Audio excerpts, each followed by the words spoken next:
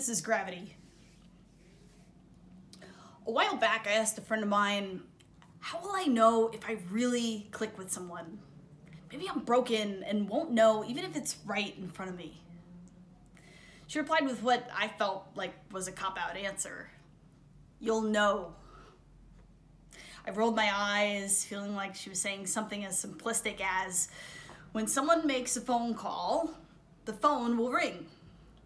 Meanwhile, what I was asking is, what if the battery is dead? Or as if she was saying, when there's a fire, the smoke alarm will go off. But what I wanted to know is, what if I sleep through it? You'll know, she said. You see, dating is hard when you're the type of person for whom making connections comes easy. After enough dates, it all feels the same, and I started second-guessing myself. It's like comparing degrees of And it's not that they're it's a great conversation, but it's just two people in the same place at the same time. It's like two blocks of wood sitting near each other on the same table. In an hour's time, they realize they share plenty in common, but there's nothing magnetic between them. I started comparing different types of wood, wondering which I liked best. I guess I prefer walnut. It's got a nice coloring pattern to it. You'll know, she said. And I started to wonder if this is what she was talking about. But then I stumbled across someone who changed the whole game. 1 hour in, and there was something weird going on. There was this pull. She woke up something in me, a spark, a fire, a new energy to bring into the world, even the small, insignificant parts of it. My heart started to beat really fast, and this thing would happen where I'd get so excited I'd lose my appetite. Everything just felt natural, easy. It's like those phenomena you can't really understand or explain, like the Big Bang, or like those weird times when you call someone and find out they were literally just thinking about you. It's like floating freely in space, and suddenly something is pulling you into the moon's orbit without your permission.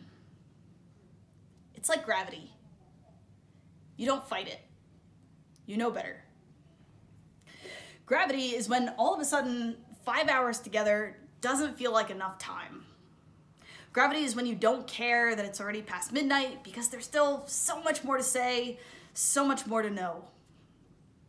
Gravity is when it doesn't seem practical that you live hours away from each other, but you still can't wait to meet up, even if it's just halfway. Because the halves are super important. Gravity is when it's Monday and Thursday feels unbearably far away. Gravity is when you research all those moon and star signs, even though you've never believed in any of it. Gravity is when you replay their messages just to hear their voice. And you replay yours too, because you're not used to hearing yourself sound so giddy.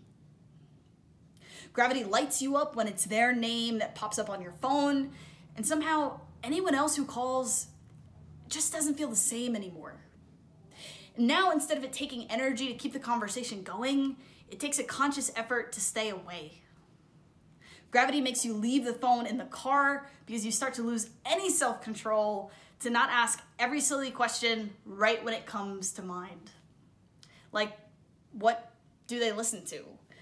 What do they watch? And what do they read? And what kind of damn cheese do they eat? And what kind of milk do they drink? Because there's just so many options these days. Don't ask me why, but somehow knowing that she prefers almond milk was mission critical information. I don't know. It's funny because some of the same superficial questions are the ones that any date asks. And you can ask them enough that it becomes exhausting. But something about this time felt different. Because now you're not looking for something to start a conversation around. You're asking because you just need to know this about them. Gravity. I said to my friend, you remember when I was asking you if maybe I was just broken? She said, yeah. You were right, I said. I'm not broken. I feel it. And it's a beautiful, beautiful thing. And then fast forward. The day comes when it's the end of it. Well, the end for now, I guess. All of a sudden, it's like a black hole ate up everything and gave gravity a run for its money. There's that silence afterwards, that blank and empty space. There's that first day in weeks where you don't talk to each other. And now there's a different feeling. Like a little broken feeling. That feeling that makes you cry sitting in your parked car for an hour because you can't muster up the energy to get up and walk upstairs. You try to not judge yourself for it because God forbid you be like that silly girl in the Hallmark movies that we all roll our eyes at. Because this can't be that. You only just met. A month ago, you didn't even know they existed. And after all, you don't even know if it would have actually gone anywhere. Maybe it's just me, but I always want to know how the story will end. And I want to know before I take a single step in any direction. As if knowing will protect me from something. And maybe it will, but only from the experience of being human and all the feelings that come with it. My friend said something to try to make me feel better. Love and attraction are renewable resources, she said. You don't have to budget them. I white knuckle it as my new mantra. Looking back, there's not much evidence left of this gravitational shift. There's no footprints of hers here on my side of the planet, and there's none of mine there on hers. It could be like nothing ever happened. But yet, it put out these like ripples in the universe. If nothing else, I learned that I'll know. I realize I can trust myself. I can be scared and I can be brave too. And I double down on my belief that even when it hurts, it's better to feel everything than to feel nothing at all. Especially something I didn't know I was capable of feeling. The sharpness of it, it just means I'm alive. And that is a beautiful, beautiful thing. In the day-to-day, life still looks pretty much the same. I go to the same gym and I go to the same coffee shop and I order the same iced chai.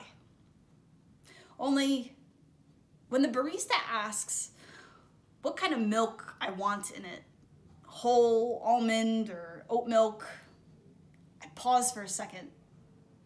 A smile forms under my mask where no one knows it but me. And then, for no good reason at all, I answer with, I'll try the almond. Thanks.